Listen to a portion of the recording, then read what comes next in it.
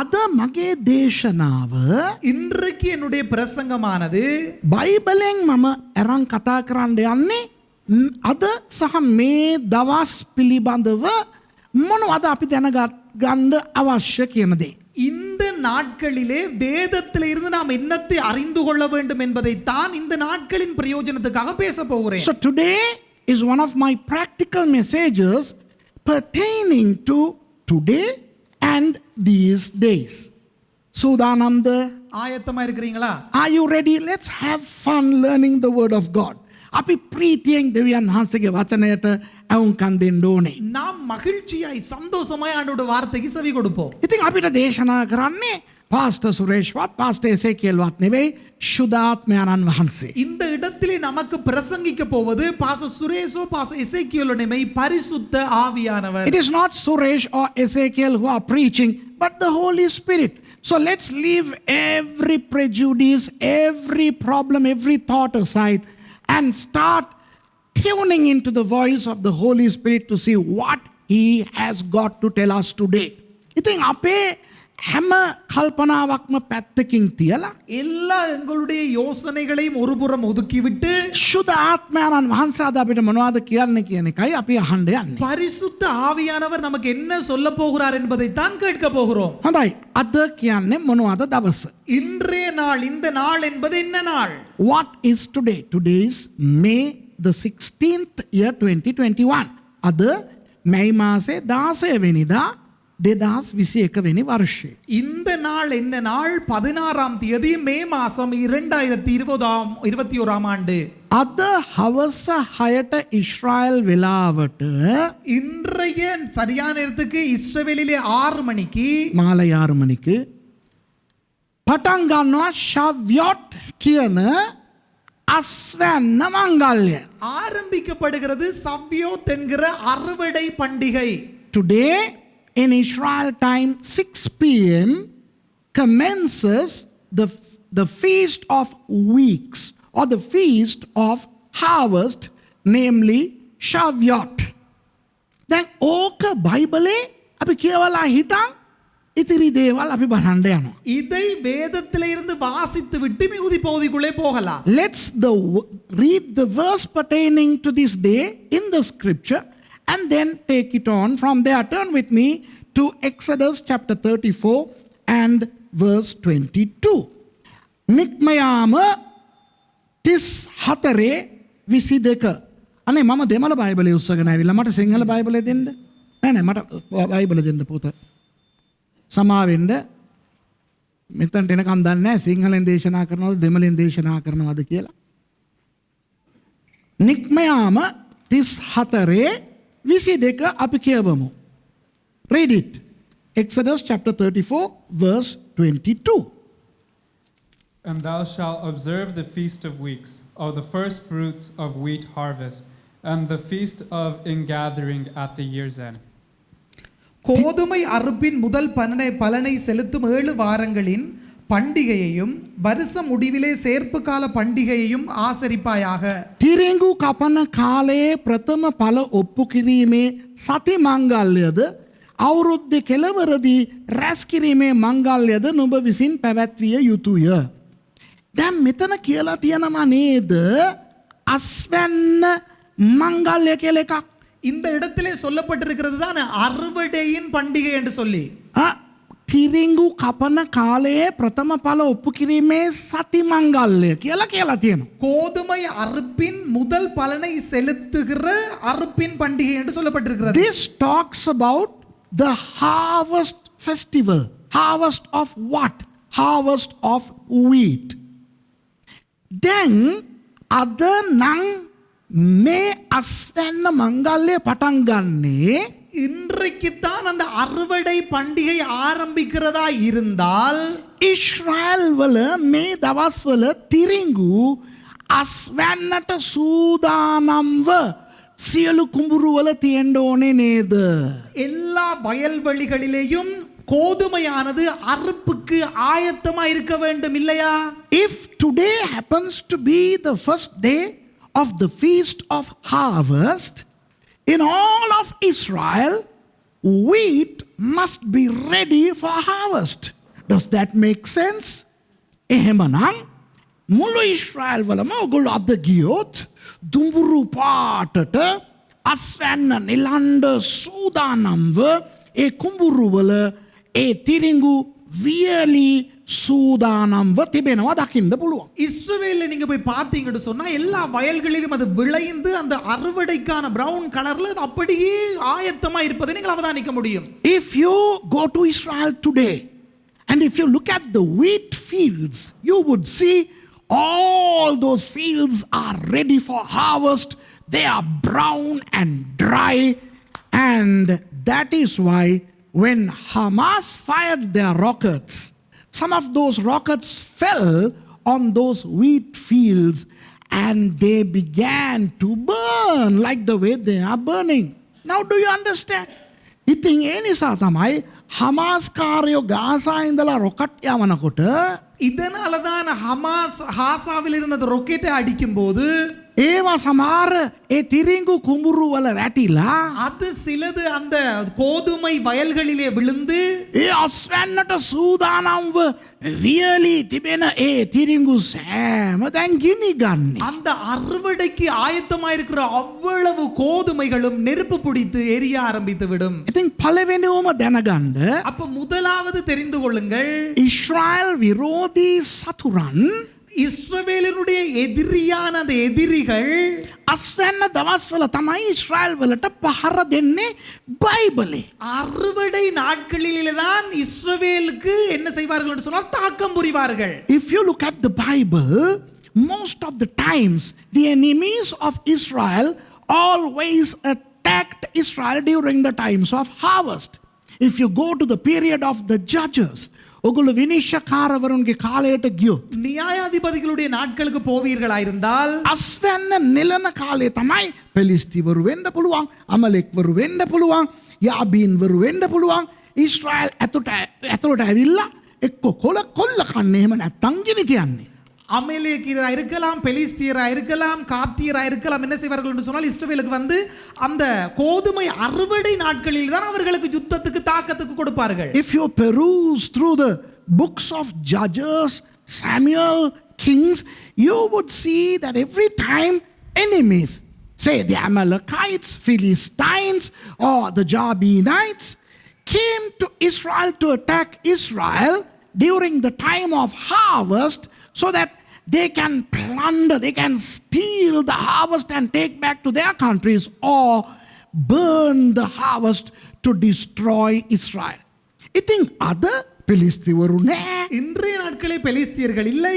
බයිබලේ හිටපු සතුරන් නැති වුණාට வேதாகம காலங்களில் இருந்த எதிரிகள் இல்லாவிட்டாலும் ඒ කාලේ හිටපු මිනිස්සුන්ව පොළොවඹපු යක්ෂයා තාම ඉඳගෙන හමාස්ලාව පොළඹලා අර කරපු දේම දැනුත් කරනවා. அந்த நாட்களில் இருந்த சாத்தானவன் அவர்களை ஏவி எழுப்பி விட்டது போல இந்த நாட்களிலேயும் அவன் என்ன செய்கிறான்? ஹமாஸை ஏவி விடுகிறான் இஸ்ரவேலுக்கு விரோதமாய். Yes, today we don't have Philistines, Amalekites, Jabinites, Moabites, Ammonites, but the same devil who used those enemies of Israel to attack Israel is now using the current enemies, namely Hamas and PLO and Hezbollah, to do the same thing to Israel.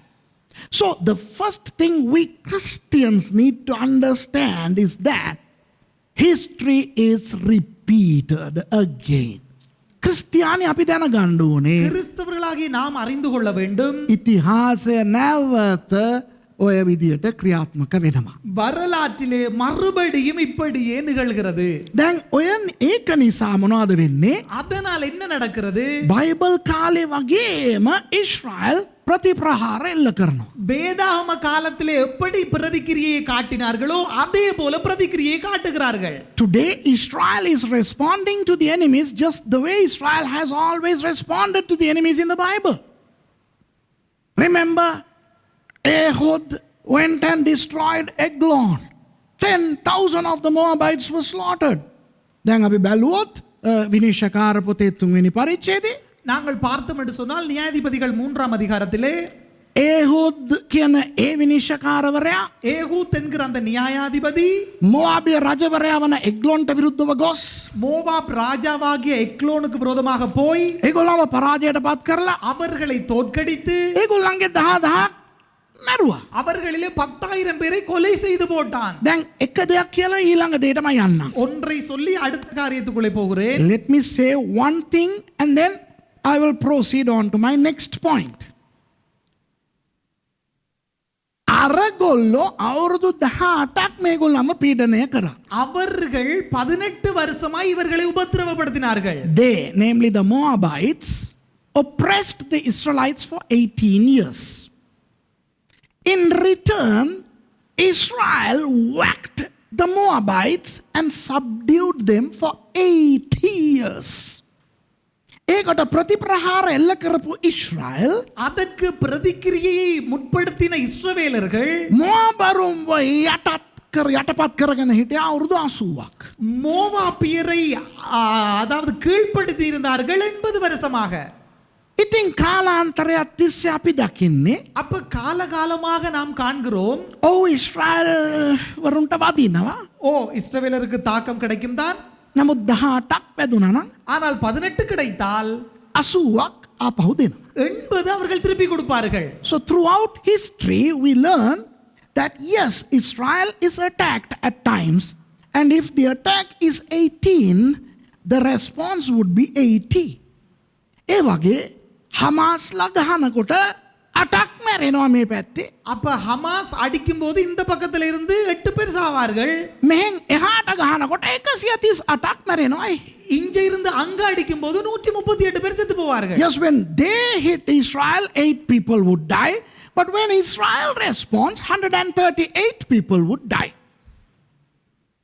ඉතින් මාධ්‍ය මොනවද පෙන්වන්නේ? அப்போ செய்திகள் என்ன காண்பிக்கிறது? අන්න ඉස්රායල් රකුසන් අහිංසක මිනිස්සුන්ට ප්‍රහාර එල්ල කරනවා. அந்த இஸ்ரவேலருடைய பொல்லாதவர்கள் என்ன செய்கிறார்கள்? இந்த அடிக்கிறார்கள், குண்டடிக்கிறார்கள். And the media would always portray that the wicked Israel is slaughtering the innocent Palestinians. Now I am not here to defend anybody or substantiate anybody's actions or to criticize anybody's action. මම මෙතන ආවේ අරය හරි මෙයා වැරදි අනම්මනම් කියන්න නෙවෙයි. நான் இந்த இடத்துல வந்தது அவர் சரி இவர் பிழை அப்படின்னு சொல்லுவதற்கு அல்ல. මං ආවේ දේශනා කරන්න. நான் வந்தது பிரசங்கம் பண்ணுவதற்காக. I came to preach. And in that sermon I'm telling you what's happening today in Israel is not the Third World War, but what happened in the history. මම මෙතන කියන්නේ நான் இந்த இடத்துல சொல்ல வருகிறது ඉස්රායල් වල දැන් සිදුවෙන්නේ තුන්වෙනි ලෝක යුද්ධය නෙවෙයි. இஸ்ரவேல் நாட்டிலே இப்பொழுது நடப்பது மூன்றாம் உலக யுத்தம் அல்ல. බයිබලයේ ඉතිහාසය ආපහු සැරයක් වෙනවා. வேதாகமத்திலே நடந்த சம்பவங்கள் வரலாற்றிலே மறுபடியும் நடைபெறுகிறது. සමහර කිතුණු නායකයින් මේ වගේ සිද්ධීන් අරගෙන බොරුවට ඕනවට වඩා කතා කරලා මිනිස්සුන්ව නොමග යවන්න හදනවා. சில கிறிஸ்தவ தலைவர்கள் இப்படிப்பட்ட சம்பவங்களை எடுத்து சும்மா கிறிஸ்தவர்களை பிரட்டி போட முயல வேண்டாம். Some Christian preachers take these incidents and they exaggerate to dupe the people with false information. That may be intriguing and interesting. එනිසා මං කියන්නේ මගේ දේශනා අහන මාව විශ්වාස කරන අයට මම කියන්නේ. நான் எனவே என்ன சொல்ல விரும்புகிறேன் என்று சொன்னால் என்னுடைய பிரசங்கத்தை கேட்டு என்னை நம்புகிறவர்களுக்கு சொல்லுகிறேன். So this I am telling those of you who trust me to be a man of God who preaches from the Bible. This is not the Third World War. Don't be alarmed. මේක තුන්වෙනි ලෝක යුද්ධය නෙවෙයි. இது மூன்றாவது உலக யுத்தம் இல்லை. පාඩුවේ ඉන්න. பேசாம இருங்கோ. ඉස්රායල් වෙනුවෙන් යාඥා කරන්න. இஸ்ரவேலுக்காக ஜெபம் பண்ணுங்கள். Pray for Israel. Also pray for the Palestinians because a lot of innocent Palestinians are also dying. පාලස්තීනවරු අතරත් අහිංසක මිනිස්සු මැරෙනවා. ඒ වෙනුවෙනුත් යාඥා කරන්න. பாலஸ்தீனர்களுக்காகவும் ஜெபம் பண்ணுவோம். அவர்களுக்குள்ளேயும் அப்பாவி மக்கள் இருக்கிறார்கள். පාලස්තීනවරු අතරත් ක්‍රිස්තියානි අය ඉන්නවා. பாலஸ்தீனர்களுக்குள்ளேயும் கிறிஸ்தவர்கள் இருக்கிறார்கள். ක්‍රිස්තියානි සභාවන් තියෙනවා. கிறிஸ்தவ சபைகள் இருக்கிறது. There are Palestinian Christians and churches. I have Palestinian pastor friends. පාලස්තීන pastors සමහර යාළුවෝ මට ඉන්නවා. பாலஸ்தீன போதகர்களிலே பாஸ்டர்கிற நண்பர்கள் கூட இருக்கிறார்கள். ඉතින් අපි කියන්නේ පාලස්තීනවරු සියල්ල මැරෙන්න ඕනේ උන් පොළොව තලේ ඉන්න හොඳ නෑ. ඒක ක්‍රිස්තියානි ස්ථාවරය නොවේ. அப்ப நான் சொல்லவில்லை பாலஸ்தீனர்கள் எல்லாரும் செத்து போகணும் இந்த பூமியிலே இருக்க கூடாது அப்படி என்று சொல்லவில்லை. இதல்ல கிறிஸ்தவம். I am not saying all Palestinians should be eradicated from the earth. No. They are also people and we need to pray for them. But let me tell you what is happening in relation to today and these days in Israel. මේ දවස් ආශ්‍රිතව ඉස්රායල් වල මොනවද වෙන්නේ කියලා මම කියලා දෙන්න කැමතියි. මොකද බොහෝ අය දන්නේ නැහැ. இந்த நாட்களிலே இதற்கு இணங்க இஸ்ரவேல் நாட்டில் என்ன நடக்கிறது என்று சொல்லித்தர விரும்புகிறேன். காரணம் என்னன்னு சொன்னால் அதிகமானவர்களுக்கு இது தெரியாது. කී දෙනෙකුටද කැමති මේක දැනගන්න? எத்தனை பேர் விரும்புறீங்க இதை தெரிஞ்சுக்கொள்ள கை தூக்குங்க பாப்போம். How many of you all really want to know what's happening? Here it is. 1948 1948 ஆண்டு මැයි මාසේ 14 වෙනිදා மே மாதம் 14ஆம் திகதி ඉස්රායල් දේශයක් බවට පත් වුණා. இஸ்ரவேல் ஒரு நாடாக பிரயோகித்தது. අවුරුදු 1838කට පස්සේ 1838 வருஷங்களுக்கு பிறகு after 1838 years since AD 70 Israel became a nation on the 14th of May 1948. The Union Jack came down and Magen David, the Israel flag went up. එදා පාලස්තීනවරුන්ට එපා වුණා ඒගොල්ලන්ගේ රට මේ යුදෙව්වන්ට දෙනු ලැබුවා කියලා. அன்றைக்கு பாலஸ்தீனர்கள் விரும்பவில்லை, இஸ்ரவேலருக்கு அந்த நாடு கிடைத்தது. The Palestinians were so angered for what transpired. From that day to this date, they are upset. එදා ඉඳන් අද වෙනකන් අවුරුදු 73ක් තිස්සේ பாலஸ்தீனவரு மே පිළිබඳව මල පැනලයි ඉන්නේ. அன்றிலிருந்து இன்று வரை 73 வருஷமாக அவர்கள் துக்கப்பட்டு கொண்டுதான் இருக்கிறார்கள். ඊට පස්සේ 1967 ජූනි මාසේ 5 වෙනිදා ඉඳන් 17 වෙනිදා වෙනකන් දින 6ක යුද්ධයක් පටන් ගත්තා. 1967 ஆண்டு ஜூன் மாதம் 5ஆம் திகதியிலிருந்து 10ஆம் திகதி வரை 6 நாள் யுத்தம் என்று ஒன்று தொடங்கியது. Then the 6-day war happened from the 5th to the 10th of June 1967. On the second day, namely the 6th, Israel entered Jerusalem through the Lion Gate and conquered what is now known as the Old Jerusalem. දෙවෙනි දවසේ කියන්නේ 6 වෙනිදා இரண்டாவது நாள் அதாவது 6வது நாள் June 6 තිකදී ඉස්රායල් හමුදාව අර දැන් අපි ඕල්ඩ් ජෙරුසලම් කියලා කියන්නේ යෙරුසලේම ඒකට ඇතුල් වෙලා එහෙමම අල්ලගත්තා. அந்த இஸ்ரவேல் ராணுவம் அந்த இதுக்குள்ள போய் பிடிச்சு கொண்டார்கள். இஸ்ரவேல் இதுக்குள்ள போகலடா. இஸ்ரவேல் ராணுவம் யெருசலேமுக்குள்ளே நுழைந்து முழு யெருசலேமையும் கைப்பற்றிக் கொண்டது. එහෙම අල්ලනකොට அப்படி பிடிக்கும்போது சாலமோன்ගේ දේව මාලිගාව තිබුණු මෝරියා කන්දත් අල්ලගත්තා. சாலமோனுடைய தேவாலயம் இருந்த மோரியா மலையையும் பிடித்துக் கொண்டார்கள். They also conquered or captured Mount Moriah on which stood the Solomon's temple. But they allowed the Muslims to continue to worship there because there are two mosques. There are the Al-Amar Mosque and the Al-Aqsa Mosque. ඒ වුණාට ඉස්රායල් වරු අවසර දුන්නා මුස්ලිම් වරුන්ට இஸ்ரவேலர்கள் முஸ்லிம் நபர்களுக்கு அனுமதி கொடுத்தார்கள். ඒගොල්ලන්ගේ පූජාවන් ඒගොල්ලන්ගේ ආගමික දේවල් ඒක උඩ කරගෙන යන්න පුළුවන් කියලා. அவர்களுடைய பலிகள் அவர்களுடைய மத சடங்காச்சாரங்களை அதற்குள்ளே செய்து கொண்டு போக முடியும் என்பதாக. මොකද ඒගොල්ලන්ගේ වැදගත් මේ පල්ලි දෙකක් එහෙ තිබ්බා. அவர்களுடைய முக்கியமான பள்ளி வாசல் 2 அங்கே இருந்தது. තව තියෙනවා. என்ன இருக்கிறது? அல்-அக்ஸா அல்-அமார் කියන පල්ලි දෙක. அலெக்சா அல்-அமார் என்ற 2 பள்ளிகள் இருக்கிறது. அலெக்ஸா இல்ல அல்-அக்ஸா. பரவாயில்ல என்னைக்காவது நீ என்னோட இஸ்ரேலுக்கு வா நான் அழகா உச்சரிக்க சொல்லிதார். பிரச்சனை இல்லை இதெல்லாம் பிரச்சனை இல்லை. ඉතින් දැන් ඒ බටහිර පැත්තේ තියෙන ඒ පෞර විලාප පෞර යුදෙව්වන් අදටත් පාවිච්චි කරනවා යාඥා කිරීම සඳහා. மேற்கு பக்கத்தில் இருக்கிற அந்த புலம்பல் சுவரை யூதர்கள் இன்று கூட பயன்படுத்துகிறார்கள் புலம்பி ஜெபிப்பதற்கு. On the western side of the Mount Moriah, the Jews still continue to worship and lament by the western wall or the wailing wall. ඉතින් මුස්ලිම් වරු අර උඩ ඒගොල්ලන්ගේ පල්ලිවල ගැවසෙනකොට அப்ப முஸ்லிம் நபர்கள் தங்களுடைய அங்க மேல் பகுதியில் அவர்கள் அசைவாடும் போது அவர்கள் நடமாடும் போது அங்கே ඒකට පල්ලෙන් මේ පැත්තේ යුදෙව්වෝ ආඥා කරනවා. அதற்கு கீழே இவர்கள் ஜூதர்கள் ஜெபம் பண்ணுவார்கள். So when the Muslims have their worship and paraphernalia going on up there on Mount Moriah, below that the Jews assemble to worship. And that perturbs them. ඒක ඒගොල්ලන්ට upset. அது அவர்களுக்கு அப்செட் ஆயிருந்தது. දැන් මං කිව්වා නේද අර ජෙරුසලේම 67 අල්ලගත්ත කියලා. இப்ப நான் உங்களுக்கு சொன்னதானே 68ல இஸ்ரவேலர்கள் பிடித்து 67ல நல்லா கேட்டுக்கோ நீயும் படிச்சுக்கோ. 67ல் எருசலேம் பிடிக்கப்பட்டது அல்லவா?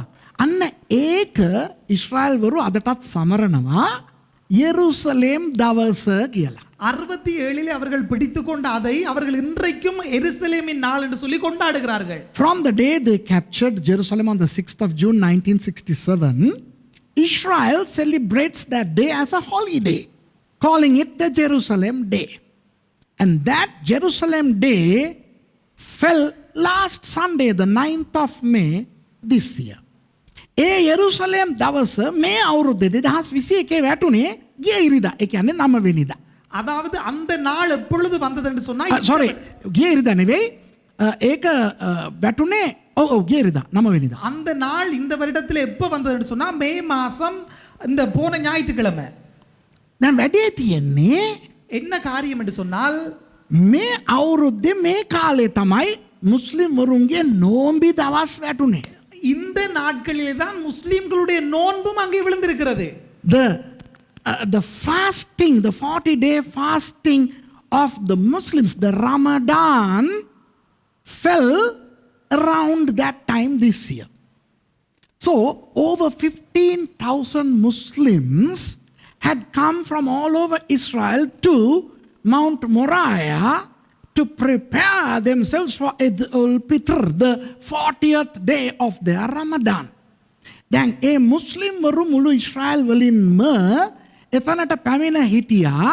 அந்த முழு முஸ்லிம்களும் அந்த இடத்துக்கு வந்திருந்தார்கள் அங்கே. ඒගොල්ලන්ගේ රමසාන් 40 වෙනි දවස වන ஈதுல் பித்ர் சமரண பினிச சூதானம் வென்ற அவர்களுடைய இந்த நாம ரமசான் என்கிற அந்த பண்டிகையை கொண்டாடுவதற்காக ரமலான் பண்டிகையின் ஈதுல் பித்ரை கொண்டாட ஆயத்தமாக அவர்கள் வந்திருந்தார்கள். ඒ අවස්ථාවේ පල්ලෙහා අර බටහිර පවුර ළඟ யூதேவோ எருசலேம் දවස සැමරුවා. அந்த நேரத்திலே அந்த கீழ மேற்கு பகுதியிலே அவர்கள் அந்த எருசலேம் என்கிற நாளை கொண்டாடினார்கள் யூதர்கள். During the time of which the Jews started celebrating their Jerusalem day down below, much to the annoyance of those people up there. And they started throwing stones and rocks, and they started to light some trees and stuff like that. And the problems started. ඒගොල්ලෝ එහෙන් ගල් ගහනවා. அங்கிருந்து அவர்கள் கல்ல வீசினார்கள். ඒකට IDF එකෙන් ප්‍රතිප්‍රහාර කඳුළු ගෑස් ගහනවා. அப்ப அவர்கள் அங்க கண்ணீர் புகை அடித்தார்கள். වලිය පටන් ගත්තා කියන්නකෝ. சண்டை ஆரம்பிக்கப்பட்டது என்று சொல்லுங்கவன். ඒක තමයි වලියේ ආරම්භය ගිය ඉරිදා. දැන් තේරෙනවද? இதுதான் பிரச்சனைக்கான ஆரம்பம் போன ஞாயிற்றுக்கிழமை. That was the commencing of the problem last Sunday. තව තියෙනවා අහගන්නකෝ. என்ன இருக்கு நல்லா கேட்டுக்கொள்ளுங்க. என்ன இருக்கு? මාර වැඩේ කියන්නේ என்ன காரியம் என்று சொன்னா අර නෝම්බි ඉවර වෙලා ඊදුල් පිත්ර් මංගල්‍ය ඒගොල්ලන්ගේ අර මංගල්‍ය පවත්වන දවස මේ අවුරුද්දේ කවදාද දන්නවද හලෝ? அந்த நோன்பு முடிந்து அந்த சொல்லப்பட்ட நாள் கொண்டாடுகிற அந்த நாள் இந்த நாளில் எப்ப தெரியுமா? මැයි 14 மே மாசம் 14ஆம் தேதி. ඒ කියන්නේ පෙරේදා. அதாவது இந்த நாள். ඒ කියන්නේ ඊශ්‍රායල් රටක් උන ඒ දවසම ඒගොල්ලන්ගේ ඊදුල් පිතුර් වැටුණා හලෝ මේ අවුරුද්දේ. அந்த நாள் விழுந்தது இஸ்ரவேல் ஒரு நாடாக பிரதிபலித்த அந்த நாளிலே அதே நாளும் விழுந்தது. So this year, the Eid al-Fitr of the Ramadan fell on the 14th of May, the same day Israel became a nation. Now do you see why the Palestinians were so aggravated? දැන් ඔයගලන්ට තේරෙනවාද ඇයි පාලස්තීනවරු වැඩි වශයෙන් upset උනේ මේ අවුරුද්දේ இப்போ කියලා? உங்களுக்கு விளங்குதா ஏன் பாலஸ்தீனியர்கள் மிக உக்கிரமாக அதிகமாக கோபப்பட்டார்கள் என்று சொல்லி? දැන් ඔයගොල්ලෝ කියන්න පුළුවන්. இப்ப நீங்கள் சொல்ல முடியும். මේ පිළිබඳව දන්නවා නම් ඔයගොල්ලෝ කියන්න පුළුවන්. இப்ப இது குறித்து இந்த சம்பவம் குறித்து உங்களுக்கு தெரியும் என்று சொன்னா நீங்க சொல்லலாம். නෑනේ ඊශ්‍රායල් වරුන්ගේ මේ නිදහස් දවස මේ අවුරුද්දේ අප්‍රේල් 25 නේ තිබ්බේ කියලා. இஸ்ரவேலர்களுடைய சுதந்திர தினம் ஏப்ரல் மாதம் 25ஆம் தேதி தான் இருந்தது நீங்க சொல்லலாம். Those of you who are in the know of these things, you may wonder, wait a minute, Suresh, the actual Independence Day for this year fell on the 25th of April. Yes, according to the Jewish calendar. යුදෙව් දින දර්ශකයට අනුව අප්‍රේල් 25. யூத நாள்காட்டிக்கு கலண்டருக்கு இணங்க அது வந்து April 25. හැබැයි මුස්ලිම් වරුත් පාවිච්චි කරන්නේ අපිත් පාවිච්චි කරන්නේ ග්‍රෙගෝරියන් දින දර්ශකය. நாங்களும் முஸ்லிம் நபர்களும் பயன்படுத்துகிற கலண்டர் கிரெகோரியன் என்கிறவர்களுடைய கலண்டர். இல்ல அந்த அந்த அவர்களுடைய அல்ல அந்த calendar அந்த பஞ்சாங்கம். So we like the Muslims use the Gregorian calendar. Now according to the Gregorian calendar still the 14th of May is 14th of May, right? අපිට මේ 14 எங்களுக்கு மே 14 தான். ඒකත් එක්ක අද රෑ පටන් ගන්නවා ශව්‍යොත් මංගල්‍ය. அதோடு கூட இன்றைக்கு ஆரம்பிக்கப்படும் சவ்யோத் என்கிற அந்த பண்டிகை. So tonight the Shavuot festival is commencing. So Jerusalem Day, the day Israel became a nation, and Shavuot all came along the same time of Ramadan. That was the foundation of this time's problem in Jerusalem. Do you understand? අර බලන්න යෙරුසලම් දවස, எருசலேம் நாள், ඉස්රායල් රටක් වුණ දවස, இஸ்ரவேல் ஒரு சுதந்திரம் பெற்ற நாள், අස්වැන්න මංගල්‍ය දවස, அறுவடை பண்டிகை நாள், මේ සේරම මේ අවුරුද්දේ වැටුනේ අර රමසාන් කාලේ. இவை எல்லாம் விழுந்தது அந்த ரமலான் பண்டிகையின் நாளிலே. ඒකයි මෙච්චර ලොකු ප්‍රශ්නයක් එහෙ යන්නේ මේක තුන්වෙනි ලෝක යුද්ධින් නෙවෙයි කිරිකොකා. இதனாலே தான் இஸ்ரவேலிலே இவ்வளவு யுத்தம் போகிறது. இது மூன்றாம் உலக யுத்தம் அல்ல. ඒක ෂේප් වෙලා යයි. තව ටික දවස් යනකොට බය වෙන්න එපා. அது கொஞ்ச நாள் ஆகும்போது சரியாகி போகும், பயப்பட வேண்டாம். So in a few days or weeks that will subside. Everything will be back to normal. Do you understand? புரியுதா உங்களுக்கு? Okay. Then අපි බලමු අපිට මේක කොහොමද අදාළ වෙන්නේ කියලා. நாங்க பார்க்க போகிறோம் இது எங்களுக்கு எப்படி உரித்தாகுகிறது என்று. Now let's Christians look to see what has this Shavuot got to do with us. මේ අස්වැන්න මංගල්‍යයටයි අපිටයි තියෙන සම්බන්ධය මොනවද? இந்த அறுவடை பண்டிகைக்கும் நமக்கும் இருக்கிற தொடர்பு என்ன? What is the connection between the feast of harvest and we Christians? මම සිංහලෙන් සහ දෙමළෙන් උගන්වලා තියෙනවා යුදෙව්වන්ගේ බයිබලයේ තිබෙන මංගල්‍යයන් 7 ගැන. நான் சிங்கள மொழியிலேயும் தமிழ் மொழியிலேயும் யூதர்களுடைய பண்டிகையை குறித்து படிப்பித்திருக்கிறேன். 7 பண்டிகைகள். You know, in Tamil and Sinhala I have taught the 7 feasts of the Bible. Not in English yet. It will come soon. ඉතින් ඒක අපි පිළිවෙලානුකූලව බලමුකෝ. அதை நாம் நேர்த்தியாக ஒழுங்குமுறையாக பார்ப்போமே. Let's remind ourselves of the 7 feasts of the Bible. Feast number 1, the Pesach or the Passover. පළවෙනි මංගල්‍ය Pesach කියන පාස්කු මංගල්‍ය. முதலாவது பெசாக் என்கிற பஸ்கா பண்டிகை. දෙවෙනුව මුහුන් නුමුසු රොටි මංගල්‍ය. இரண்டாவது புளிப்பில்லா பண்டிகை. Second, the feast of the unleavened bread. And third is the feast of the first fruits. තුන්වෙනි එක තමයි ප්‍රථම ඵලයේ මංගල්‍ය. மூன்றாவது முதல் பலனின் பண்டிகை. හතරවෙනි එක තමයි අස්වැන්න මංගල්‍ය. නැත්තම් ඔය අද රෑ පටන් ගන්න යන ඒ ශව්‍යොත් මංගල්‍ය. நான்காவது தான் இன்றைக்கு ஆரம்பிக்கிற அறுவடை பண்டிகை. The fourth one happens to be the feast of Shavuot or harvest or weeks, which is supposed to start tonight in Israel. Then fifth one is the Feast of Trumpet, which will happen in the fall. පස්වෙනි එක හොරණෑ මංගල්‍ය. ஐந்தாவது எக்கால பண்டிகை. හයවෙනි එක සමගි කිරීමේ මංගල්‍ය. ஆறாவதாக ඔප්පුරවදා. ஒப்புரவாக்குதலின் பண்டிகை. Sixth is the Feast of the Yom Kippur, or the Day of Atonement. And number 7, the final, is the Sukkot, or the Feast of the Tabernacles. ඉතින් හත්වෙනි එක තමයි සුකොත් කියලා කියන කූඩාරම් මංගල්‍ය. ஏழாவதாக சுக்கோத் என்கிற கூடாரத்தின் பண்டிகை. මම කියලා දුන්නා நான் உங்களுக்கு சொல்லி கொடுத்தேன் ඒ මංගල්‍යයන් හතම අනාගත වාක්‍යයන් කියලා. இந்த 7 பண்டிகைகளும் ஒரு தீர்க்க தரிசனமானது என்று சொல்லி கொடுத்தேன். I have taught that all the 7 feasts are prophetic in nature. පාස්කු මංගල්‍ය යේසුස් වහන්සේගේ කුරුසිපත් වීම. பஸ்கா இயேசுவினுடைய சிலுவை மரணம். Passover, the death of Jesus. And the feast of the unleavened bread, the burial of Jesus. ඒ මොහොන් නොමුසු රොටි මංගල්‍ය යේසුස් වහන්සේගේ තැන්පත් වීමේ අනාගත වාක්‍ය. புளிப்பில்லா பண்டிகை இயேசுவினுடைய அடக்கம் பண்ணப்படுதலை குறிக்கும். ඊට පස්සේ මේ ප්‍රථම ඵල මංගල්‍ය යේසුස් වහන්සේගේ නැවත නැගිටීමේ අනාගත වාක්‍ය. முதல் கனியின் பண்டிகை என்பது இயேசுவினுடைய உயிர்த்தெழுதலை குறிக்கும். The feast of the first fruits talk about the resurrection of Jesus.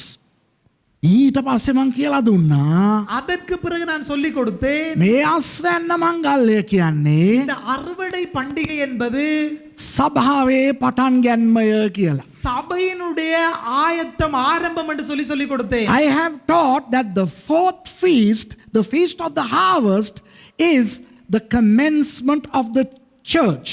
Now I will come back to that. ඒකට මම පස්සේ එන්නම්. அதற்கு நான் பிறகு வருகிறேன். පළවෙනි තුන සිදු වෙලා ඉවරයි. அந்த முதல் மூன்றும் நடைபெற்று முடிந்தாயிற்று. The first 3 feasts have completed, finished, accomplished, fulfilled. And feast number 4 started to be fulfilled, and it is still being fulfilled.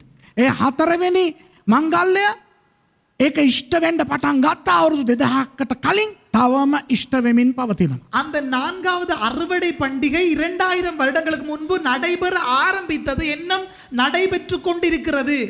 පස්වෙනි මංගල්‍ය හොරණෑ මංගල්‍ය ஐந்தாவது பண்டிகை எக்கால பண்டிகை සිදු වෙන්න යනවා. அது நடக்க போகிறது. The fifth feast, the feast of trumpets, is yet to happen when Jesus comes with the sound of the trumpet of the archangel to snatch the church by way of rapture. ඒ ප්‍රධාන දූතයාගේ හොරණෑ ශබ්දයක් සමග පැමිණ සභාව ඔසවා ගැනීම තමයි ඒ පස්වෙනි මංගල්‍ය. அந்த ஐந்தாம் பண்டிகை என்பது பிரதான தூதனுடைய எக்கால சத்தத்தோடு கூட பிரவாகித்துக் கொண்டு வருகிற சபையின் எடுத்துக்கொள்ளப்படுதலை குறிக்கிறது.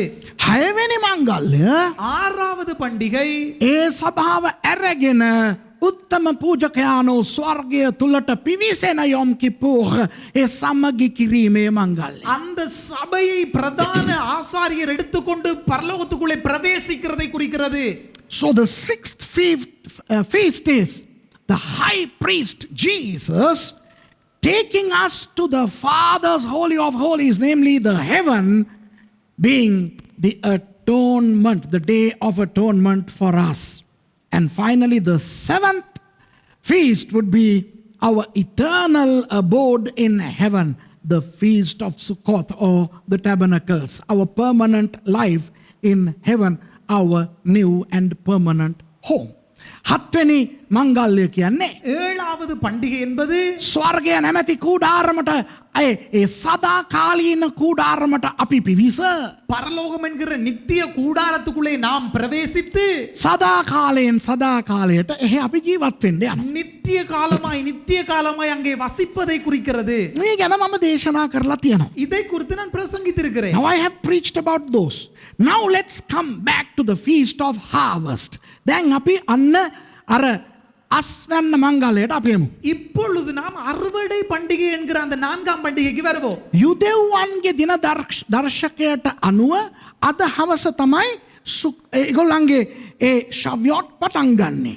யூதர்களுடைய கலண்டருக்கு இணங்க அந்த சவ்யோத் என்கிற பண்டிகை இன்றைக்கு மாலை 6 மணிக்கு தான் ஆரம்பிக்கும். According to the Jewish calendar, the Shavuot festival starts tonight at 6 o'clock Israel time. But for us, the Gregorian calendar users, our day of Shavuot is actually next Sunday. Then, අපේ Gregorian දින දර්ශකයට අනුව எங்களுடைய Gregorian என்கிற அந்த கலண்டருக்கு இணங்க ඒ Shavuot එක රැටෙන්නේ ලබන ඉරිදා. அந்த சவ்யோத் என்கிற பண்டிகை வருகிறது வாரக்கிழமை, The ஞாயிற்றுக்கிழமை. Shavuot කියන්නේ කවදද? அந்த சவ்யோத் என்கிறது எப்ப? When is the Shavuot?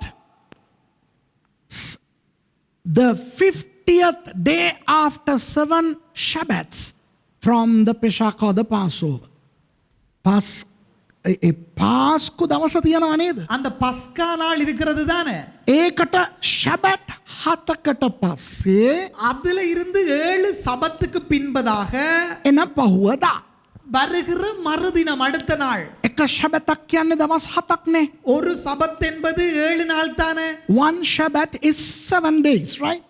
So 7 Shabbats would be 7 into 7, 49. So what comes after 49 days? The 50th day. ඉතින් එක ශබතක් 7ක් නම් ஒரு சபத் 7 என்று சொன்னால் ඒ හතේවා 7ක් නම් அந்த 7 தர 7 என்றால் ශබත් 7කට පස්සේ කියලා කියන්නේ දවස් 49කට පස්සේ. அந்த 7 கிழமைக்கு பிறகு என்று சொல்வது 49வது நாளை குறிக்கிறது. එදාට පහුවදා කියන්නේ 50 වෙනිදා. அதுக்கு மறுதினம் என்பது 50வது நாள். 50 වෙනිදා කියන එක අපි ග්‍රීක් භාෂාවෙන් කිව්වොත් அந்த 50வது நாள் என்பதை கிரேக்க பாஷையிலே சொன்னால் Pentecoste. பெண்டகோஸ்தே. So the 50th in Greek is Pentecoste, Pentecost in English. A Pentecoste කියන එක අපි Pentecost කියලා කියනවා. அந்த பெண்டகோஸ்தே என்றதை நாங்கள் பெந்தகோஸ்தே நாள் அப்படின்னு சொல்லி சொல்றோம். ක්‍රියා දෙකේ තියනවා කිතුණුවන්ගේ අස්වැන්න මංගල්‍ය. அப்போஸ்தலர் 2ஆம் அதிகாரத்தில் இருக்கிறது கிறிஸ்தவர்களுடைய பண்டிகை. The Christian Shavuot is mentioned in Acts chapter 2. පෙරලගන්න ක්‍රියා දෙකට. අපි සේරම හොඳටම දන්නවා. திருப்பிக் கொள்ளுங்கள், அப்போஸ்தலர் 2ஆம் அதிகாரம் நாம் அனைவருக்கும் நல்லா தெரியும். We all know only too well Acts chapter 2, don't we? තවද පෙන්තකොස්ත දවස පැමිණි කල ඔවුන් සියල්ලෝ එක තැනක රැස්ව සිටියෝය. பெந்தகோஸ்தே என்னும் நாள் வந்தபோது அவர்கள் எல்லாரும் ஒருமனப்பட்டு ஓரிடத்திலே வந்திருந்தார்கள். And when the day of Pentecost was fully come, they were all in one accord in one place. ඒ කියන්නේ අවුරුදු 2000කට කලින් අද ඒගොල්ලෝ එකට ඇවිල්ලා හිටියා. 2000 ஆண்டுகளுக்கு முன்பதாக, அதாவது இன்று அவர்கள் ஒன்றா வந்திருந்தார்கள். So 2000 years ago, today they all gathered. Now wait a minute. I know that many Christians, not many Christians, all Christians are going to celebrate Pentecost next Sunday. Fine, wonderful, go ahead. According to the Gregorian. I am talking about the Jewish calendar. Then, බොහෝ අය ක්‍රිස්තියානි අය කියන්න යනවා நிறைய கிறிஸ்தவர்கள் சொல்ல போறார்கள், මේ පිස්සු කෙලින්න එපා සුරේෂ්, මේ අපි දන්නේ නැද්ද පෙන්තකොස්තේ ඉරිදා ලබන ඉරිදානේ ඕයි කියලා. சும்மா பைத்தியம் ஆட வேணாம் சுரேஷ், பெந்தகோஸ்தே வர போறது வாரக்கிழமை, ஞாயிற்றுக்கிழமை. ඔව් කවුද නෑ කිව්වේ? ஓ உண்மை யார் இல்லையென்றது. ග්‍රෙගෝරියන් දින දර්ශකයට අනුව ඒක කරගන්නලා. கிரகோரியன் கலண்டருடைய அடிப்படையில் அதை செய்து கொள்ளுங்க. මට කෝල් එයි. පාස්ටර් එතකොට පෙන්තකොස්ත සමරන්නේ අදද ලබන ඉරිදාද කියලා. அப்ப எனக்கு கால் வரும், பாஸ்டர் அந்த பெந்தகோஸ்தே நாளை கொண்டாட வேணும் இந்த கிழமையில வார ஞாயிற்றுக்கிழமையா? I will definitely receive calls as people asking me, Pastor, now after your sermon we are confused. Are we to celebrate Pentecost this Sunday or next Sunday? My answer is twofold. මම දෙආකාරව උත්තර දෙනවා. ரெண்டு பதில்களை கொடுக்க விரும்புகிறேன். පළවෙනි එක තමයි முதலாவது தான், හලෝ අපිට හැමදාම පෙන්තකොස්තෝයි. எங்களுக்கு ஒவ்வொரு நாளும் பெந்தகோஸ்தே தான். The first answer is for us every day is Pentecost. Right? You know, every day we are filled with the Spirit. We speak in tongues. Woo! We are in Acts chapter 2 every day. අපිට හැමදාම පෙන්තකොස්ත. எங்களுக்கு ஒவ்வொரு நாளும் பெந்தகோஸ்தே தான். අපි හැමදාම ශුද්ධාත්ම බලයෙන් වැඩ කරනවා. ஒவ்வொரு நாளும் பரிசுத்தாவினுடைய வல்லமையில வேலை செய்கிறோம். අපි හැමදාම අන්‍ය භාෂා කතා කරනවා. ஒவ்வொரு நாளும் அந்நிய பாஷையில முழங்குகிறோம். අපි හැමදාම අනාගත වාක්‍ය කියනවා. අපේ උන් අනාගත වාක්‍යත් කියනවා. ஒவ்வொரு நாளும் குழப்பாத தீர்க்க தரிசனங்களை சொல்லுகிறோம். You know, every day we prophesy good prophecies, false prophecies. Hey, you know what? Hey, for us, every day is Pentecost. Amen. අපිට හැමදාම පෙන්තකොස්ත. எங்களுக்கு ஒவ்வொரு நாளும் பெந்தகோஸ்தே நாள் தான். අනිත් දෙවෙනි උත්තරේ මොනවද දන්නවද? அந்த இரண்டாவது பதில் என்ன தெரியுமா? The second way of explaining this. දැන් අපිට ජනවාරි 1 වෙනිදා අලුත් අවුරුදුනේ. இப்ப எங்களுக்கு தை மாசம் 1ஆம் தேதி புது வருஷம் தானே. For everybody, January 1st happens to be the new year.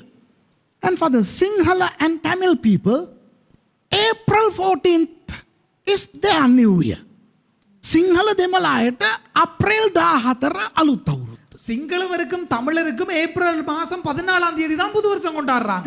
Sinhala අය මගෙන් ඇහුවොත් அப்ப தமிழாக்கள் எங்களிடத்துல கேட்டால் පාස්ටර් එතකොට අපිට ජනවාරි 1 වෙනිදාද අප්‍රේල් 14ද අවුරුදු කියලා பாஸ்டர் தை மாசம் 1ஆம் தேதியா ஏப்ரல் மாசம் 14ஆம் தேதியா எங்களுக்கு புது வருஷம் என்று சொல்லி கேட்டால் දෙකම සමරන්න අහලෝ එච්චරයි. ரெண்டையும் கொண்டாடுங்க அவ்வளவுதான். So if Sinhala or Tamil people ask me, are we to celebrate January 1st or April 14th as our New Year Day? What would I say?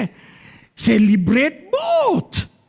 අර නැකත් බලාගෙන එහෙම පිස්සු කෙලින් නැතුව අනන සාතරන් එல்லாம் பார்த்து அந்த மாதிரி இல்லாம අලුත් අවුරුද්ද අප්‍රේල් 14 සමරන එකේ අපිට කිසි අවුලක් නැහැ. புது வருஷத்தை ஏப்ரல் மாசம் 14ஆம் தேதி கொண்டாடுறது ஒரு பிரச்சனையுமே இல்ல.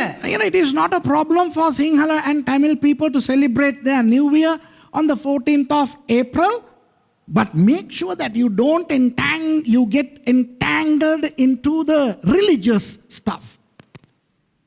දැන් අපේ සිංහල අය හිතනවා எங்களுடைய தமிழாக்கள் நினைக்கிறாங்க සිංහල අවුරුදු කාලේ විතරයි කොහා කෑ ගන්න කියලා. தமிழ் புத்தாண்டுல மட்டும்தான் இந்த குயில் கூவுது නේ කොහෝ කොහේ ඉඳන් කොහෝ කියනවාද මූට ඇහෙන්නේ අප්‍රේල් මාසේ විතරයි. ඌ ජනවාරිත් කෑ ගහනවා. சித்திரையில நவம்பர் மாசத்து கேட்கணும். சித்திரையில மட்டும்தான் குயில் குக்கு குக்கு என்று கூவுதுன்னு நினைக்கிறாங்க. அது தை மாசமும் கூவுது, எல்லா மாசமும் கூவுது. ඒකද අපේ ප්‍රශ්නයක් නේද? இது எங்களுக்கு பெரிய பிரச்சனையா இருக்கு. සමහරව හිතනවා අපි ඔන්චිලි පදින්න ඕනේ අප්‍රේල් මාසේ විතරයි කියලා. அப்ப எல்லாம் நினைக்கிறாங்க நாங்க சித்திரை மாசத்துலலாம் ஊஞ்சால் ஆடணும் அப்படின்னு சொல்லி. You know, some people think, well, I can't say this in English. Some people think certain things happen only around April. No. Other months also. So on the same token, Christians, you are welcome to celebrate your Pentecost either today or next Sunday, or today and next Sunday, or all 365.25 days. No worries. கிறிஸ்டியானியாயிட்ட මං කියන්නේ கிறிஸ்தவர்களுக்கு நான் சொல்கிறேன் අද නම් ඒත් ඔට්ටුයි இன்றைக்கண்டா அதுவும் சரிதான் ලබන ඉරිදා නම් ඒත් ඔට්ටුයි வாரக்கிழமை ஞாயிற்றுக்கிழமை சொன்னா அதுவும் சரிதான் 365 දවසම අපි පෙන්තකොස්ත සමරමු හලෝ 365 நாளும் பெந்தகோஸ்தே கொண்டாடுங்கள். හැබැයි අපි දැනගන්න ඕනේ මොකද්ද මේකේ යථාර්ථය කියලා. நாங்கள் தெரிந்து கொள்ள வேண்டும் இதுக்குள்ள என்ன உண்மை என்பதை. But we have to understand the details within the Shavuot through the eyes of God. දෙවියන් වහන්සේගේ දෘෂ්ටි කෝණයෙන්. ஆண்டவருடைய கோணத்திலே. දෙවෙනි පදේ බලමු. இரண்டாவது பாப்பம். Verse 2. තද හුළඟක් හමන්නක් මෙන් ශබ්දයක් අහසෙන් හදිසියෙන් පැමිණ එයින් ඔවුන් හිඳගෙන උන්නාව මුළු ගෙය පිරුණේය. அப்போஸ்தலர் 2ஆம் அதிகாரம் 2ஆம் வசனம். அப்பொழுது பலத்த காற்று அடிக்கிற முழக்கம் போல வானத்திலிருந்து சடுதியாய் ஒரு முழக்கம் உண்டாகி அவர்கள் உட்கார்ந்திருந்த வீடு முழுவதையும் நிரப்பிற்று. And suddenly there came a sound from heaven as a rushing mighty wind, and it filled all the house where they were sitting. ක්‍රිස්තියානි නොවන අයට මම එක දෙයක් කියන්න කැමති වෙනවා. கிறிஸ்தவர்கள் அல்லாதவர்களுக்கு ஒன்றை சொல்ல விரும்புகிறேன். අපිට සමාවෙන්න අපි කෑ ගහගෙන සද්ද දාන එකට. நீங்க மன்னிக்க வேணும் சும்மா கத்தி கொண்டு கூவி கொண்டு நாங்க இருக்கிறதுக்காக. අපි පටන් ගත්ත දවසේ ඔහොම තමයි අපි පටන්ගෙන තියෙන්නේ. நாங்க ஆரம்பிச்ச நாள்லயே இப்படித்தான் ஆரம்பிச்சோம். එන ගෝසාවක්. එන ගෝසාවක්. பெரிய சத்தம். අපි කූල් එකේ භාවනා කරගෙන ඇස් වහගෙන මෙහෙම ඇස්සර එහෙම නෙවෙයි ක්‍රිස්තියානිය පටන්ගෙන තියෙන්නේ. நாங்க அப்படியே தியானத்திலிருந்து தவம் இருந்து கொண்டு இப்படி கண்ண இப்படி மெதுவா திறந்து பார்க்குற மாதிரி அல்ல கிறிஸ்தவம் ஆரம்பிக்கப்பட்டது. අපේ උන් පටන් අරගෙන තියෙන්නේ එහෙන ගෝසාවක් අම්මට සිටි අම්මට සිටි එක නෑ බයිබලේ මුළු ගේම සද්දෙන් පිරීලා තියෙන්නේ කියලා. சும்மா கத்தி கூச்சலிட்டு கொண்டு தான் ஆரம்பிச்சிருக்கான். வீடு முழுக்க சத்தத்தால நிரம்பிச்சுது அப்படியே. මට ඇහෙනවා සමහරු කියනවා පොස්ට් කෙනෙක් අම්මට සිටි කියනවා නෑ සමහර වෙන්න. You know අම්මට සිටි சொல்லக்கூடாது. You know, to the non-Christians, I have to apologize very humbly. I understand your complaint that we are making a big noise. That is because that's how we started. We did not start under a tree having opened eyes that have been closed for 8 years. Wow. You know, we started in a big hula below here. That's why we are like that. අපි පටන් ගන්නකොටම එන ගෝසාවකින් පටන් අරගෙන තියෙනවා. ஆரம்பிக்கும் போதே கூவிக்கொண்டு தான் ஆரம்பிச்சிருக்கானுங்க. මොනවා කරන්නද? තුන්වෙනි පදය. என்னதான் செய்யறது? மூன்றாம் வசனத்தை பாப்போம். ගිනි වැනි වූ දිව් බෙදී යනවා ඔවුන්ට පෙනුනේය. එය ඔවුන් එක්කෙනා කෙරෙහි පිහිටුනේය. அல்லாமலும் அக்கினிமயமான நாவுகள் போல பிரிந்திருக்கும் நாவுகள் அவர்களுக்கு காணப்பட்டு அவர்கள் ஒவ்வொருவர் மேலும் வந்து அமர்ந்தது. And there appeared unto them cloven tongues like of fire, and it sat upon each of them. You know, fire came from heaven and it did not just sat on the leader, but it sat on everybody. Then gini wage div ඇවිල්ලා நெருப்பு போல நாவு வந்து ඒ නායකයාගේ ඔළුවේ විතරක් නෙවෙයි රැඳුනේ அந்த தலைவனுடைய தலையில மட்டுமல்ல அமர்ந்தது හැම කෙනාගේම ඔළුවේ රැඳුනලු எல்லாருடைய தலையின் மேலேயும் அமர்ந்ததாம். දැන් මම එක ප්‍රශ්නයක් අහන්නම් මේ ගැන කතා කරන්න ආස නැහැ. எனக்கு இத குறித்து கதைக்க விருப்பம் இல்லை. ஒரு கேள்வி ஒன்று கேட்கிறேன். මමත් පෙන්තකොස්තකාරයෙක්. நானும் ஒரு பெந்தகோஸ்தேக்காரன். මගේ පෙන්තකොස්ත සහෝදර සහෝදරියන්ගෙන් මං අහනවා. என்னுடைய பெந்தகோஸ்தே சகோதர சகோதரர்களிடத்திலே கேட்கிறேன். හැම කෙනාගේම ඔළුවේ ඒ ගින්දර ඇවිල්ලා රැඳුනා නම් எல்லாருடைய தலையின் மேலேயே அந்த நெருப்பு வந்து அமர்ந்ததா இருந்தால் ඇයි කිරිකොකා අද කාලේ නායකයා විතරක් ආලේ පෙන්ගින්දරෙන් පිරීලා අනිත් උන්ට ඒක නෑ වගේ උන්ව වටලා රෝල් කරලා ජල් ප්‍රීස් කරන්නේ. அப்ப என்னத்துக்கு இந்த நாட்களிலே தலைவர் மேல மட்டும் அப்படியே தலைவர் மட்டும் சத்தி அப்படியே சத்தமா கத்தி கொண்டு தலைமுடியை பிடிச்சு ஆ ஊண்டெல்லாம் கத்துறது காரணம் என்ன? கையில காலில் போட்டேன்னா சொல்றாரு எனக்கு சந்தோஷம். I am asking my Pentecostal brothers and sisters, as I am also a Pentecostal, when the Bible says that everybody experienced the fiery tongues resting upon them, why would this one leader behave as if he is the only one who is having that fiery anointing and he is making that anointing go to others, making them fall and roll and all that kind of stuff? They're not.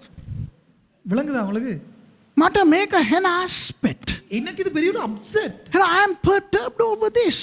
I have been a Pentecostal for 42 years. Out of which 35 years as a full-time Pentecostal pastor. මම පෙන්තකොස්ත කාරයෙක් වෙලා අවුරුදු 42යි ඔයි. පැය 42ක් නෙවෙයි. අවුරුදු 42යි. நான் பெந்தகோஸ்தே காரனாகி 42 மணத்தியாலம் இல்ல 42 வருஷங்கள் ஆயிட்டுது. ඒකෙන් අවුරුදු 35ක් මම පෙන්තකොස්ත පාස්ටර් කෙනෙක්. அதுல 35 வருடம் நான் பெந்தகோஸ்தே போதகராக இருக்கிறேன். මම පෙන්තකොස්ත විරෝධී නෙවෙයි ඔයි මම පෙන්තකොස්ත. நான் பெந்தகோஸ்தே எதிரி அல்ல, நான் பெந்தகோஸ்தே ஆள். I am not anti-Pentecost. I am Uncle Pentecost. I am a Pentecostal pastor. ஆமென். මම මේ දේවල් කියනකොට සමහර හිතනවා මෙයා අර ආලේපයට විරුද්ධයි. அப்ப இத நான் சொல்லும்போது நிறைய பேர் நினைக்கிறாங்க இவர் அபிஷேகத்துக்கு எதிரி. When I say these things, people misconstrue that I am against anointing. I am against laying on of hands. I am against the transmission of power and anointing from one to another. මම මේ ආලේපේ බලය එක්කෙනෙකුගෙන් අනිත් එක්කෙනාට අනේකට මං විරුද්ධයි කියලා හිතනවා. මට ওই පුටුව දෙන්නකෝ. நான் அந்த அபிஷேகம் ஒருத்தரிட்ட இருந்து இன்னொருத்தருக்கு போவதற்கு நான் எதிரி அப்படின்னு சொல்லி நிறைய பேர் நினைக்கிறார்கள். මට තේරෙන්නේ எனக்கு புரியுதில்ல. නායකයා මෙහෙම ඉඳ ගන්නවා. அவர் இப்படி இருந்து கொள்வார் தலைவர். The leader sits like this. And then he gets up. ඊට පස්සේ නායකයා නැගිටිනවා. அவர் அப்படி பேந்து எழும்புவார் பாஸ்டர் எழும்பின மாதிரி. දැන් කියනවා අනිත් උන්ට පුළුවන් නම් ඉඳ ගනින්. அப்ப அவர் சொல்ல ஏய் முடியுமடா வந்து இருந்து பாரு இந்த கதிரையில. Then he says to others, try to sit. අනිත් එක එතනට ගාලා ඌ ඇටෙනවා. மற்றபடி கிட்ட வந்து கிச்சு கிச்சு கிச்சு என்ன இப்படி விழுந்து போயிடுவார்.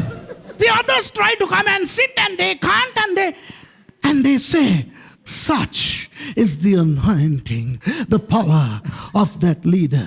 ඔන්න ඕක තමයි හලු නායකයාගේ බලය කියලා. இதுதான் வந்து தலைவனுடைய அபிஷேகம் அப்படின்னு பாட்டு போடுவாங்க. මම ක්‍රියා දෙකේ හොඳට බැලුවා ඔය ඒකේ නෑ පුටුවේ රැඳුනා කියලා.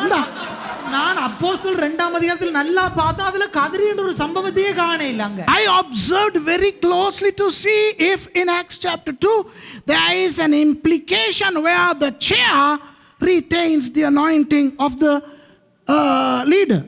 This is a lie of the devil from hell. මේක පාතාලයෙන් එන යක්ෂයාගේ නෑ පාතාලට පොඩ්ඩක් එහා නරකාදයෙන් එන යක්ෂයාගේ ව්‍යාජ ඉගැන්වීම. இது நரகத்திலிருந்து வருகிற பிசாசுனுடைய கள்ள உபதேசம். ඒ ශුද්ධාත්ම ගින්න හැම කෙනා මතටම ආවා. அந்த பரிசுத்த ஆவியானுடைய நெருப்பு அனைவர் மேலேயும் வந்து அமர்ந்தது. The fiery tongues came upon everybody, and if you are a Christian having accepted Jesus Christ as your savior, you are a son of God and you have the anointing of the Holy Spirit.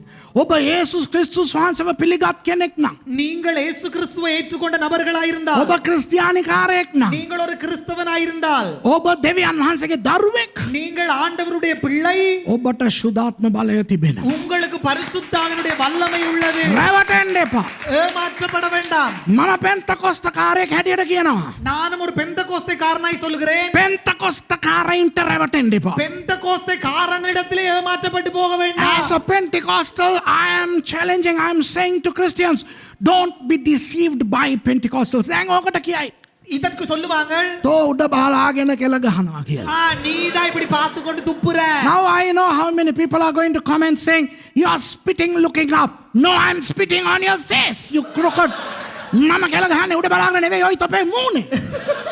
நான் இப்படி மேல பார்த்து கொண்டு துப்பவில்லடா உண்ட மூஞ்சைக்கு தான் துப்புறேன். පෙන්තකොස්තකාරයන මොකක් වුණත් බයිබලයට පටහැනිව දේවල් කරලා ක්‍රිස්තියානි අදහිල්ල නිකන් නීච ඇදහිල්ල බවට පෙන්වන්න එපා අහලෝ. நீங்கள் கிறிஸ்தவர்கள் பைபிளுக்கு விரோதமா செயல்பட்டு வேதத்தினுடைய விசுவாசத்தை கேவலமான விசுவாசமாக்க வேண்டாம். You know, don't destroy the dignity of Christianity with your crooked beliefs and your crooked selfish gains on the pretext of Pentecostal anointing.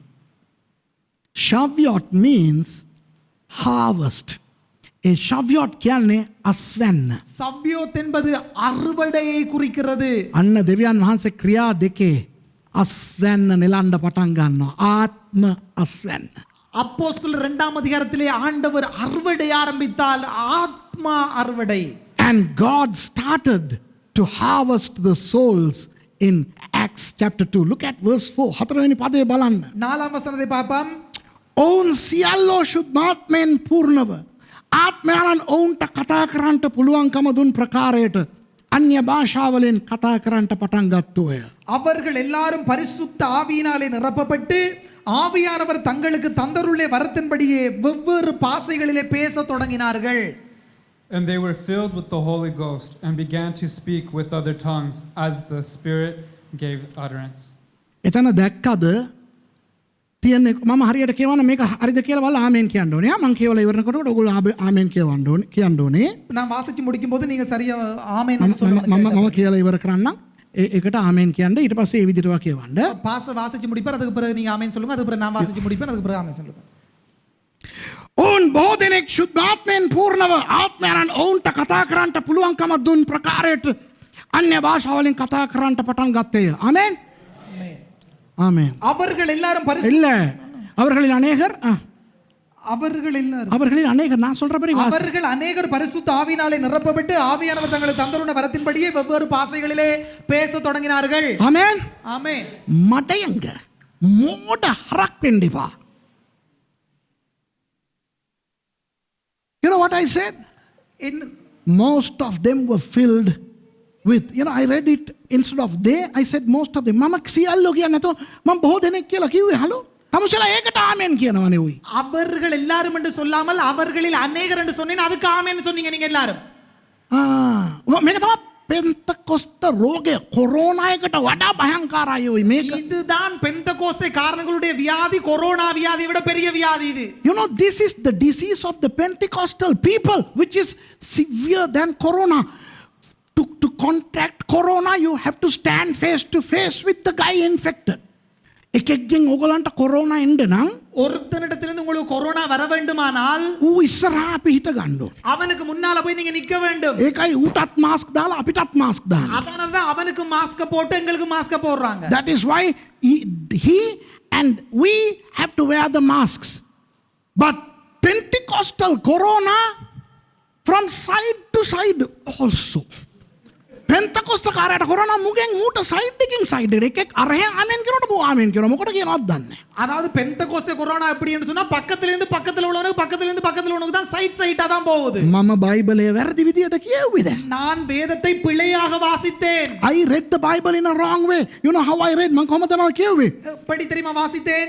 ඕන් බොහෝ දෙනෙක් සුදාත්මෙන් පූර්ණව කියලා මම කියුවේ. அவர்களில் அநேகர் பரிசுத்த ஆவியினாலே நிரப்பப்பட்டு என்று வாசித்தேன். I read most of them were filled with the Holy Spirit when the Bible says they were filled with the Holy Spirit. Bible මොනවද කියලා තියෙන්නේ? வேதம் என்ன சொல்லுகிறது? ඕන් සියල්ලෝ සුදාත්මෙන් පූර්ණ. அவர்கள் எல்லாரும் பரிசுத்த ஆவியினாலே நிரப்பப்பட்டு සියල්ලෝ அவர்கள் எல்லாரும் බොහෝ දෙනා නොවේ. அநேகர் அல்ல. බොහෝ දෙනා නම් සමහර දෙනාට පිරුන්නේ. அநேகர் என்று சொன்னால் அதிலே சிலருக்கு கிடைக்கவில்லை என்பதை குறிக்கிறது. If it had said most of them, then some of them did not. Whereas it says they all. Our God is the God of Acts chapter 2. අපේ දෙවියන් වහන්සේ ක්‍රියා දෙකේ දෙවියන් වහන්සේ. எங்களுடைய ஆண்டவர் எப்படிப்பட்ட ஆண்டவர் என்று சொன்னால் அப்போஸ்தலர் 2ஆம் அதிகாரத்தினுடைய ஆண்டவர். එදා එතන උන්වහන්සේට පුළුවන් නම් සියල්ලන්ව පූර්ණ කරන්න. அன்றைக்கு அந்த இடத்திலே அவர்கள் எல்லாரையும் நிரப்ப முடியும் என்று சொன்னால் උන්වහන්සේ අපි සියලුම දෙනාව පූර්ණ කරලා තියෙනවා. இன்றைக்கு நம்ம எல்லாரையும் ஆண்டவர் நிரப்பி இருக்கிறார். If he was able to fill all of them there, then he is more than able to fill all of us here. God is no respecter of persons. He is the same yesterday, today and forever.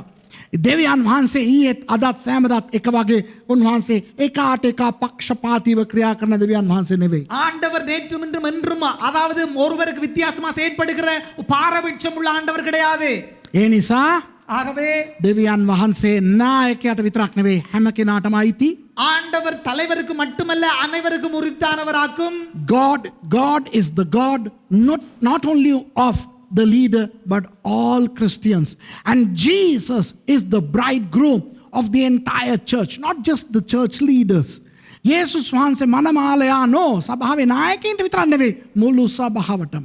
இயேசு கிறிஸ்து ஒரு தலைவன், ஒரு மணவாளன் மட்டுமல்ல, ஒரு ஆளுக்கு மட்டுமல்ல, அனைவருக்குமானவர் தான். ශුද්ධාත්මයන් වහන්සේගේ දේව මාලිගාව දේව දාසයන්ගේ ශරීර පමණක් නෙවෙයි හැම කිතුණුවෙකුගේම ශරීරය. பரிசுத்த ஆவியானுடைய ஆலயம் ஒரு கிறிஸ்தவனுடைய சரீரம் மாத்திரமல்ல, ஒரு தலைவனுடைய சரீரம் மாத்திரமல்ல, தலைவனுடைய சரீரம் மாத்திரமல்ல, அனைவருடைய சரீரமும் தான். The temple of the Holy Ghost is not just the body of the leader but the body of all Christians. So don't be deceived by these so-called Pentecostals who claim that they have a greater power than you. ඔබට වඩා බලයක් තමුන් සතුව තිබෙන බවට පෙන්වන ඔය පෙන්තකෝස්ත නායකයන්ගෙන් பெந்தகோஸ்தக்காரையின் பிரவேசம் வேண்டும். உங்களை விட தங்களுக்கு பெரிய வல்லமா இருக்குது என்று சொல்லி காட்டுகிற கிறிஸ்தவர் தலைவர்களிடத்திலே நீங்கள் யாரும் ஏமாற்றப்பட்டு போக வேண்டாம். අත තියලා යාඥා කරන එකට මං විරුද්ධ නැහැ. கை வைத்து ஜெபிப்பதற்கு நான் எதிரி அல்ல. I am not against laying hands and praying for people. I am not against leaders blessing others. நாயකයන් අනිත් අයට ආශිර්වාද කරන එකට මම විරුද්ධ නැහැ. ஒரு தலைவன் மற்றவர்களை ஆசீர்வதிப்பதற்கு நான் எதிரி அல்ல. දීමනාවල වෙන වෙන දීමනා තිබෙනවා. ඒකට මං විරුද්ධ නෑ. வித்தியாசமான பல்வேறுபட்ட வரங்கள் உள்ளது, அதற்கு நான் எதிரி அல்ல. There are different types of gifts of the Holy Spirit. I'm not against them. I'm not against somebody having the gift of prophecy and somebody who don't have that. Then එක්කෙනෙකුට අනාගත වාක්‍යයේ දීමනාව තියෙනවා. ஒருவருக்கு தீர்க்க தரிசனம் சொல்லுகிற வரம் இருக்கிறது, තව එක්කෙනෙකුට ඒක නැහැ. இன்னொருத்தருக்கு அது இல்லை. ඒ ගැන මට ප්‍රශ්නයක් නැහැ. அதை குறித்து எனக்கு ஒரு பிரச்சனை இல்லை. නමුත් මම කියන්නේ ஆனால் நான் என்ன சொல்கிறேன் என்று சொன்னால், ශුද්ධාත්ම බලය, பரிசுத்த ஆவியானுடைய வல்லமை, ශුද්ධාත්ම ගින්න, பரிசுத்த ஆவியானுடைய அக்கினி, ඒ අස්වැන්නේ ආලේපය அந்த அறுவடையின் அபிஷேகம் කෙතුනවා මත තිබෙනවා. கிறிஸ்தவர்கள் மத்தியிலே இருக்கிறது. The spirit of fire, the spirit of harvest, the spirit of Shavuot, the spirit of Pentecost is upon all Christians. Don't be deceived. ඔබ රැවටෙන්න එපා. நீங்கள் ஏமாற்றப்பட வேண்டாம். දැන් මොනවද කරේ දෙවියන් වහන්සේ ක්‍රියා දෙකේ இப்ப அப்போஸ்தலர் 2ஆம் அதிகாரத்தில் ஆண்டவர் என்ன செய்தார்? අස්වැන්න නෙලන්න පටන් ගත්තා. அறுவடை அறுக்க ஆரம்பித்தார். God started to cultivate the harvest.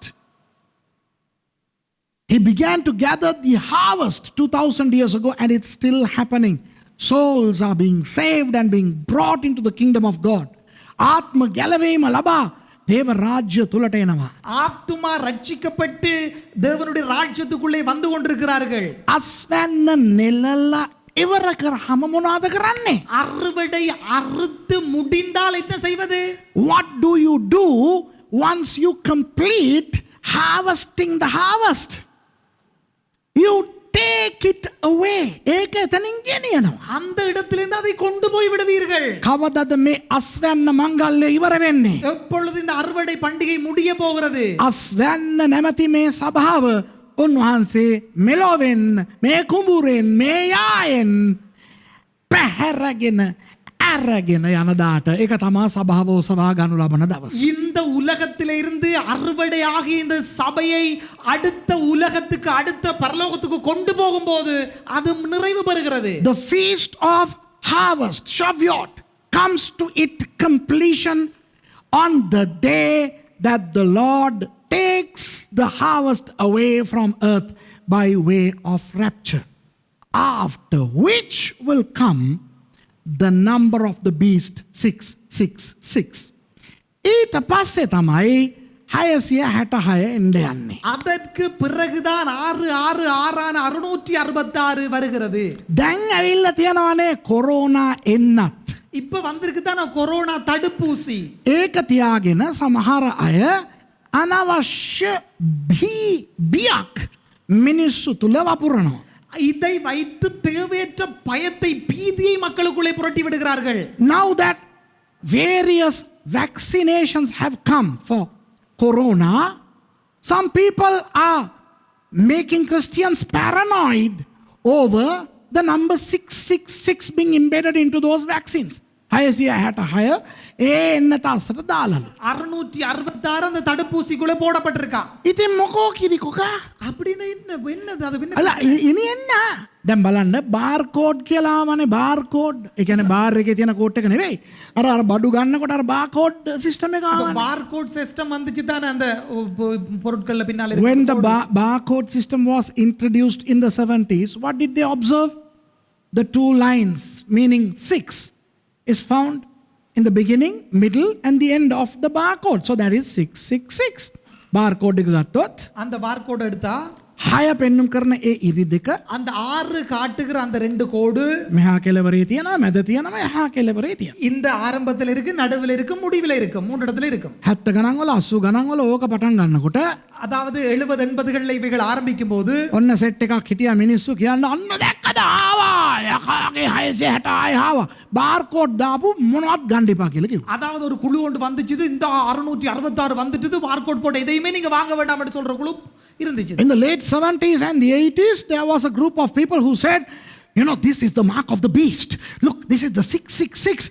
And do not buy anything that contains the barcode. Now, can you buy anything that does not contain a barcode today? දැන් අද barcode නැති මොකක් හරි එකක් ගන්න පුළුවන්ද? இந்த நாட்கள்ல பார்கோட் இல்லாம ஏதாவது ஒன்று வாங்க முடியுமா? පුළුවන්. முடியும் චූන් පාන් ගන්න පුළුවන්. ඒකේ බාර්කෝඩ් නැහැ. பான் வாங்க முடியும் චූන් சூன் පාන්. சூன் பான் வாங்க முடியும். You can buy chun bread. Huh? Ta ta ta ta ta ta ta ta ta ta ta ta ta. ඒකේ විතරක් ජීවත් වෙන්න ඕනේ මැල්ලොන් කකා. அதாவது அந்த மூன்று மொழியிலேயும் அந்த மியூசிக் தான், அந்த மியூசிக்கை போட்ட பானை வாங்கி கொண்டு அதை மட்டும் சாப்பிட்டு கொண்டு வாழ வேண்டும். கீரையும் சாப்பிடலாம். கீரையும் சாப்பிடலாம். ஏன்னா கீரைக்கு barcode இல்ல. So you have to eat the chun pan bread and spinach that is found in your home yard, not the Food City, because there you get the barcode even for spinach.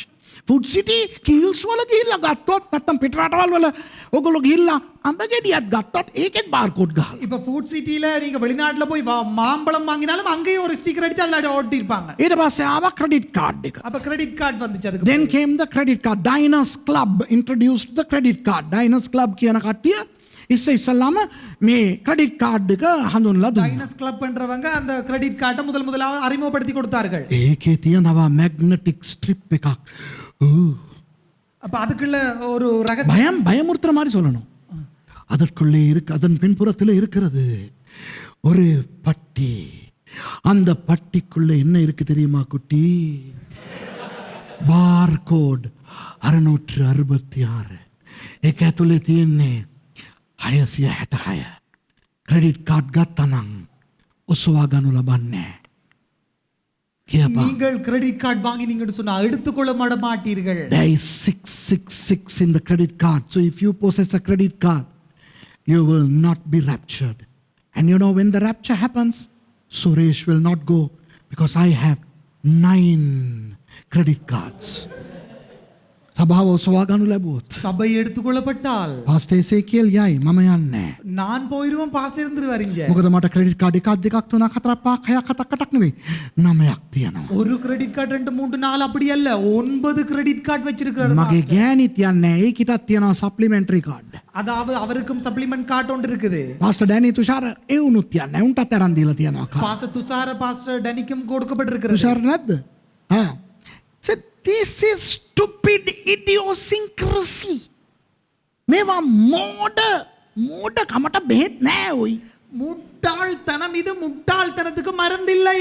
දැන් මේ මගෙන් ඔය පාස්ටර්ස් ළගෙන් මිනිස්සු call කර අහනවා. இப்ப என்னிடத்திலையும் போதகர்களிடத்திலையும் கால் பண்ணி கேக்குறாங்க மக்கள். පෙරේදානේ අර අම්මා කෝල් කරේ. පෙරේදානේ අම්මා කෙනෙක් කෝල් කරලා කියනවා முந்தின நாள் ஒரு அம்மா கால் பண்ணி சொல்றாங்க, මේ මොඩර්නා එන්නට අපි ගත්තනේ. Moderna தடுப்பூசியை நாங்க எடுத்துட்டோமே. We have already taken the Moderna vaccination. ඊට පස්සේ තමයි අපි දැක්කේ මොඩර්නා කියන්නේ කෙලින්ම 666ලු. அதுக்கு பிறகுதான் அந்த மொடோனான்றது 666 சொல்லி எங்களுக்கு தெரிய வந்துச்சு. මුන්ට ඉස්සර ප්‍රශ්න තිබ්බේ මැඩෝනා එක්ක.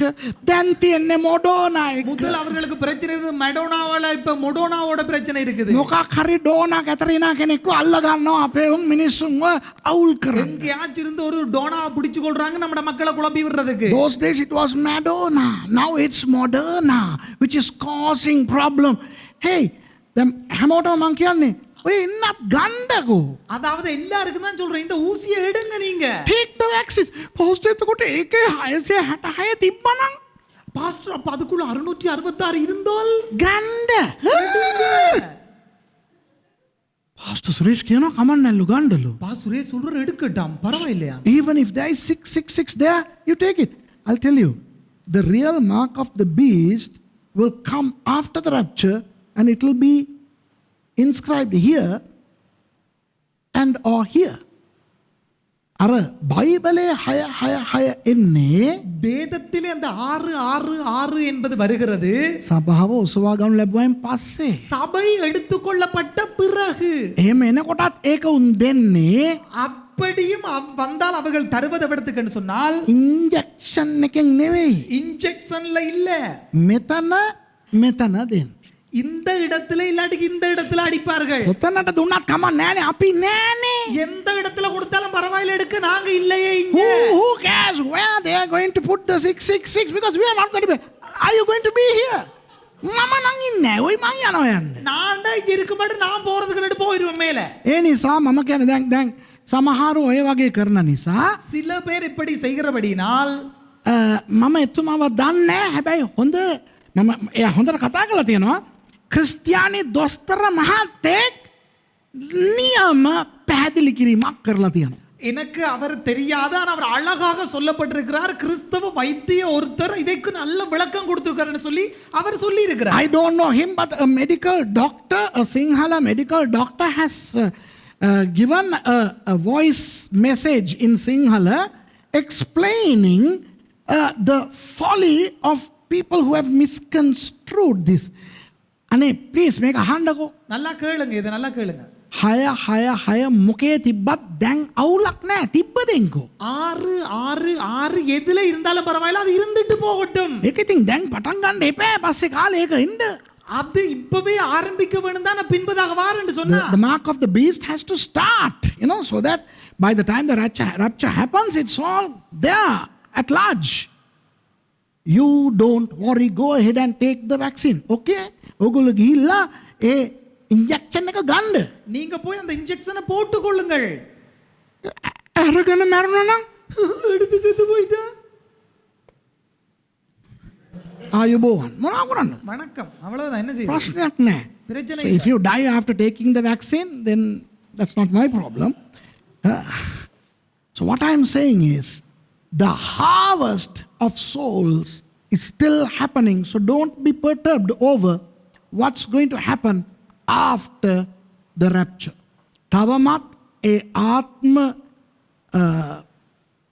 අස්වැන්න නිලමින් පවතිනු ලබන හේයින් සභාව ඔසවා ගැනීමෙන් පසු සිදුවෙන්න යන දේ ගැන ඔගොල්ලෝ කැළඹිල්ලට පත් නොවෙන්න. இன்னும் அந்த அறுவடையானது நிகழ்ந்து கொண்டிருக்கிறபடினாலே சபைக்கு எடுத்துக்கொள்ளப்படுவதற்கு பின்புக்கு வரப்போற காரியத்துக்கு நீங்கள் பயப்பட வேண்டிய அவசியம் கிடையாது.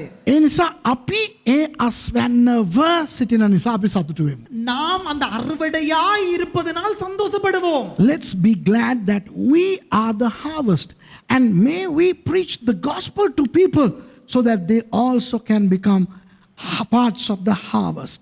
අපිත් අන් අය වෙනුවෙන් අපි යාඥා කරමින් ඔවුන්ට සුභාරංචිය අපි කියමු. நாமும் மற்றவர்களுக்காய் ஜெபம் பண்ணி அவர்களுக்கு சுவிசேஷத்தை அறிவிப்போம்.